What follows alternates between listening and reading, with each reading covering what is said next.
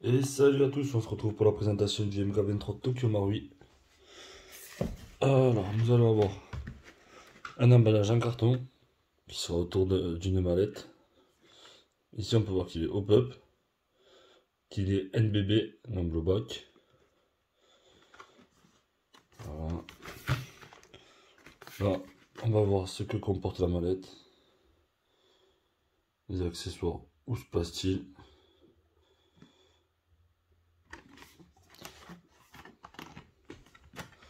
Alors, il y a ces petits ergots qui sont baissés, il faut lever légèrement là, pour tirer la mallette. Voilà, sur la mallette, nous allons avoir marqué Socom MK23 Tokyo Marui.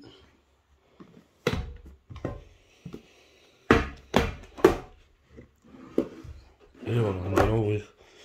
Nous allons trouver le MK23. Hop, protégé par une mousse sur le dessus. Où on voit ceci et on pourra tirer. Voilà. Alors, dedans, il va y avoir tout ce qui est livré, comme sur tous les Tokyo Marui. Voilà. Alors, consigne de sécurité, des petites fiches, comme d'habitude, toujours en japonais. Encore des consignes de sécurité, des cibles, le fonctionnement du bloc lamp. Voilà, très bien détaillé comme d'habitude. Le détail du silencieux avec les mousses à l'intérieur, etc. Et ensuite nous allons avoir le livret. Alors c'est pareil, tout en japonais. Il n'y a pas de français, pas d'anglais. Mais bon, avec les illustrations chez Tokyo Marui, c'est très facile à comprendre. Donc il n'y a pas besoin de lire, juste à regarder les images. Voilà comment ça fonctionne. Et la vue éclatée aussi, ce qui est bien chez eux, c'est ça. Voilà, après nous allons trouver le silencieux avec des très belles écritures. Les gouvernementales Tokyo Marui, 45 ACP pour le calibre mesuré. Nous allons avoir ici une petite boîte. Voilà. Avec le sachet de billes habituel, la 0,2 Tokyo Marui.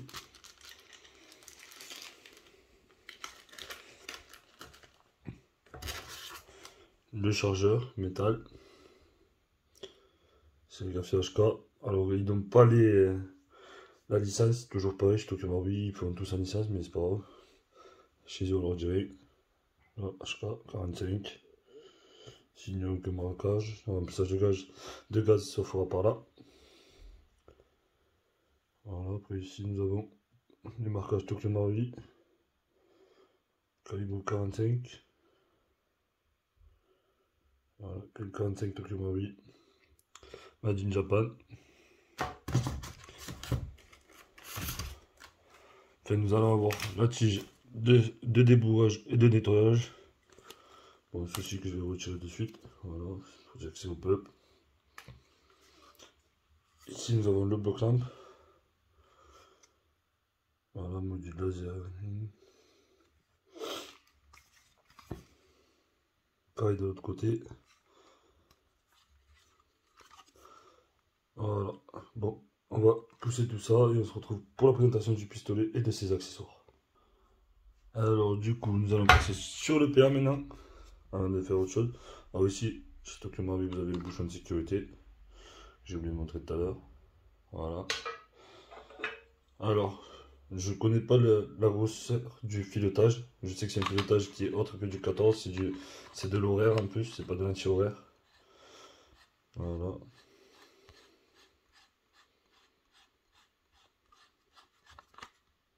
Voilà. Ça fait vachement stock. Et voilà. Alors, comme marquage sur le pistolet, nous allons retrouver ici HK45QS gouvernemental calibre 45, un numéro de série, et là un numéro avec le petit B HK45 sur les paddles. Ici pareil, US Secom MK23. Là, on va retrouver Tokyo Marui Made in Japan. Voilà. HK calibre 45, un numéro encore. Alors je vais en profiter pour vous montrer comment se défait le bloc lampe. Voilà, ici. Il va falloir dévisser cette molette. La molette du dessus tourne, mais elle tourne dans le vide, elle sert à rien. Mais celle-ci, par contre, voilà, on va la dévisser.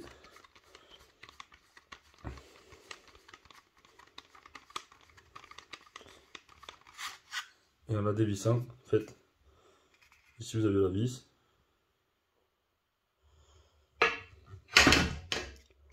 Cette vis là vient se prendre ici, dans le pontet.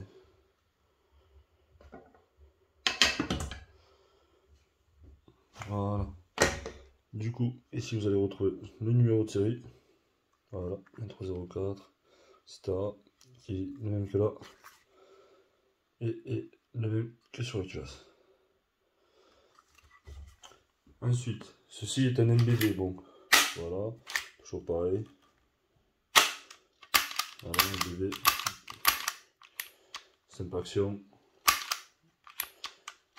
Double action. Pour les sécurités, elles se trouvent ici. Voilà. Là, je peux plus tirer. Là, je peux tirer. Ensuite, si j'arme le chien, j'ai une deuxième sécurité. Par contre, que je ne pourrais pas mettre si le chien n'est pas en alors je peux mettre celle-là. Voilà.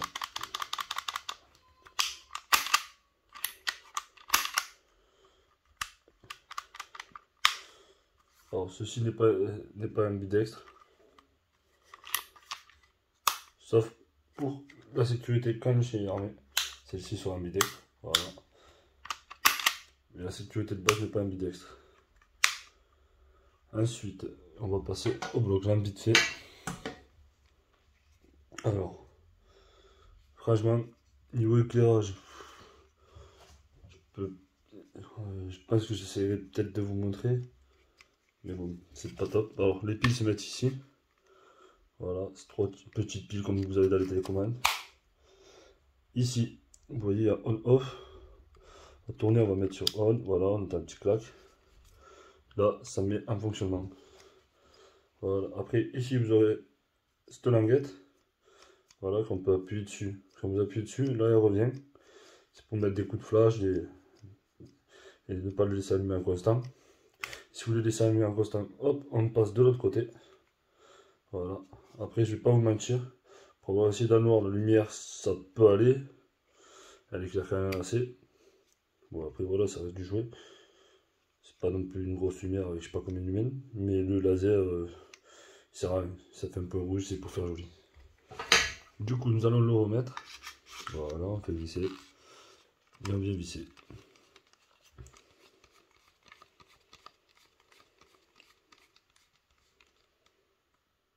Voilà. Alors, nous allons mettre son chargeur maintenant. Qui peut contenir jusqu'à 25 billes. Après, comme sur tous les autres chargeurs, on tire le petit pontet qui est là, on le descend. Voilà, les billes se chargent par là. On a le trou qui est plus large.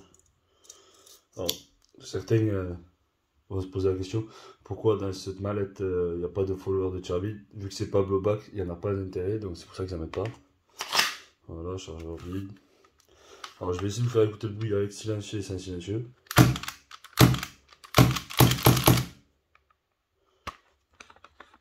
Voilà.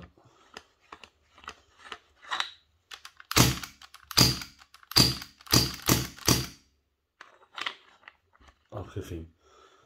En réel, on entend vraiment la différence. Après, je sais pas si sur la vidéo on pourra bien l'entendre.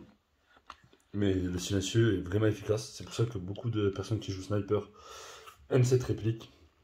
Comparé au MK23 de chez STTI ou ASG, le silencieux ne fait pas son effet comme ça. Là, franchement, c'est le jour de la nuit qu'on met silencieux, qu'on enlève. C'est pour ça que beaucoup de snipes jouent cette réplique. Bon, après, peut-être pas mettre le bloc lampe.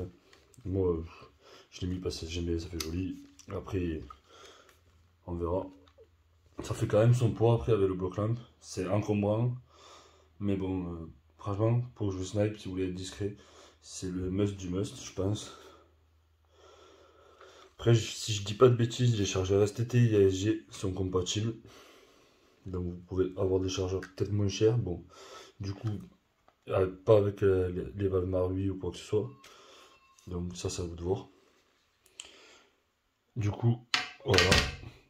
Pour la présentation de ce PA, on se retrouvera pour le test chronique juste après, avec les tests de tir. Et cette fois-ci, je ne ferai pas de slow motion, vu qu'il n'y a pas de blowback, il n'y a pas d'intérêt. A tout à l'heure.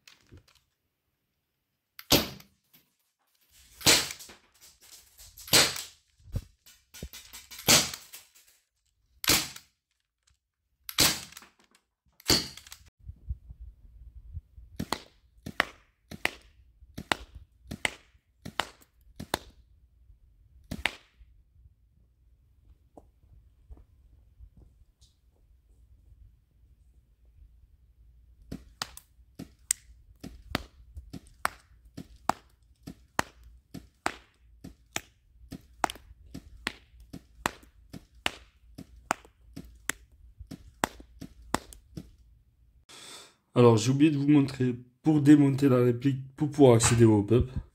Alors, c'est tout simple. Voilà. Il va falloir tirer la culasse. Je sais pas si on va bien le voir sur la vidéo. Voilà. Là, vous verrez, il y a un petit trou. Faire correspondre avec la goupille. Hop. Moi, je m'aide du tournevis parce que en poussant, je trouve que c'est pas bien. Voilà. Tout simplement, on retire ceci comme un peu sur le 1911. Il suffira de tirer un petit peu. Voilà, lever en même temps. Alors, le hop-up se trouvera ici. Voilà. Donc, je vous montre vite fait l'interne en même temps, tant qu'à y être. Voilà.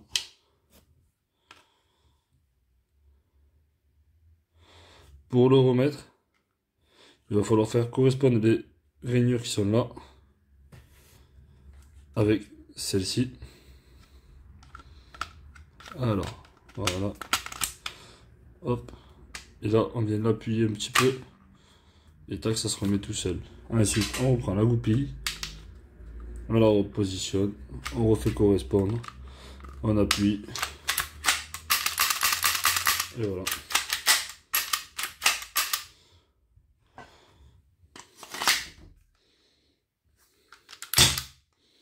Voilà, ce sera tout pour cette vidéo. À la prochaine.